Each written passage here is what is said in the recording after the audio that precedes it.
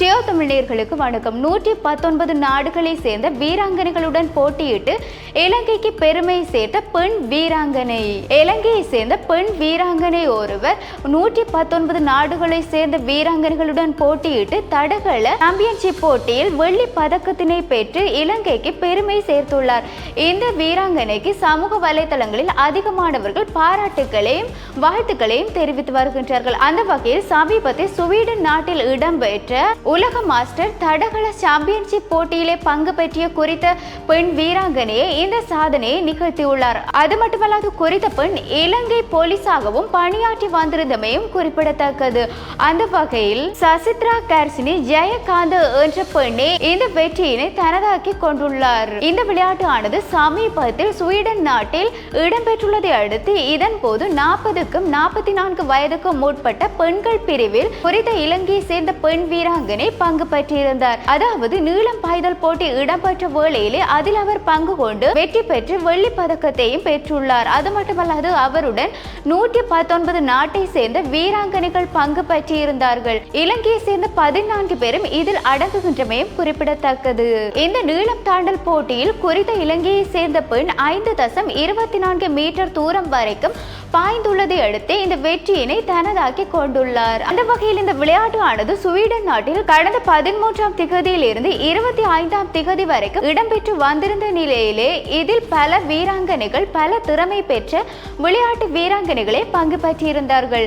அவ்வாறு இருக்கின்ற இடத்தில் எங்களுடைய இலங்கையை சேர்ந்த சசித்ரா என்ற பெண் இந்த விளையாட்டில் வெற்றி பெற்றுள்ளமை என்பது பல தரப்பிலும் இருந்து பாராட்டக்கூடிய விடயமாக இருந்து வருகின்ற இடத்தில் அவருக்கான பாராட்டுகள் வழங்கப்பட்டாலும் எங்களுடைய நாட்டிலேயே நாங்கள் ஒரு விளையாட்டில் பங்கு பெற்று வெற்றி பெறுவது என்பது பாதகமான விளைவாக இருக்கின்ற இடத்தில் வேறொரு நாட்டிற்கு சென்று நாங்கள் எங்களுடைய திறமைகளை வெளிக்கொண்டு வருவது ஆனது அதுவும் ஊடகங்களினூடாக வெளிவருவது ஆனது எவ்வளவு பெரிய விடயமாக இருக்கின்ற இடத்தில் இந்த பெண் இலங்கை போலீசில் பணியாற்றி வந்திருந்த நிலையில் அவர் இவ்வாறு 2 ஆண்டுகளுக்கு ஒரு முறை இடம்பெறுகின்ற இந்த உலக மாஸ்டர் சாம்பியன்ஷிப் தடகள போட்டியில் பங்கு பெற்றியே இந்த சாதனையை நிலைநாட்டியுள்ளார். அது மட்டுமல்லாது இதனூடாக நாங்கள் அறியக்கூடிய ஒரு விடயம் இலங்கையில் இருக்கின்ற வீராங்கனைகள் தங்களுடைய திறமைகளை வெளிக்கொண்டு வருவதற்கு கடினமான உழைப்பும் அவர்களுடைய பிடிவாதமும் தான் இதற்கு ஒரு வெற்றியாக அமையுமே தவிர நாங்கள் எங்களுக்கு திறமை இருக்கின்றது தானே என்று நினைத்தவாறு இவ்வாறு இருந்துவிட்டால் எங்களுடைய திறமையானது வெளிக்கொண்டு வர முடியாத ஒரு சூழ்நிலைக்கு தள்ளப்படுகின்றோம். ஆனால் இந்த பெண்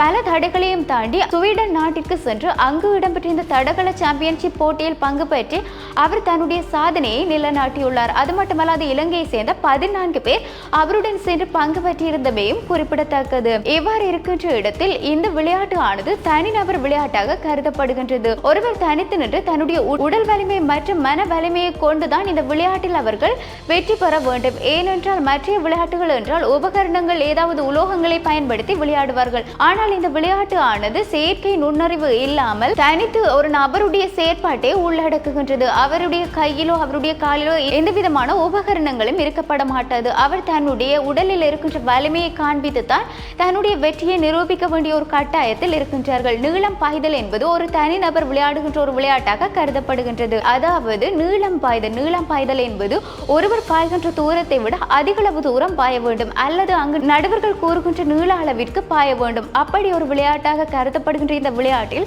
எங்களுடைய இலங்கையை சேர்ந்த வீராங்கனையாக திகழ்கின்ற சசித்ரா சென்று பங்கு பெற்று இலங்கைக்கு வெள்ளி பதக்கத்தினை பெற்று தந்தமை ஆனது இலங்கையர்களாக இருக்கின்ற எங்களுக்கு பெருமைப்படக்கூடிய விடயமாக இருந்து வருகின்றது. அந்த வகையில் இந்த வீராங்கனைக்கு பல தரப்பிலும் இருந்து ஆதரவுகளையும் அவருடைய இந்த விளையாட்டு திறமைக்கான ஊக்குவிப்பையும் வழங்கி வருகின்றமையும் குறிப்பிடத்தக்கது.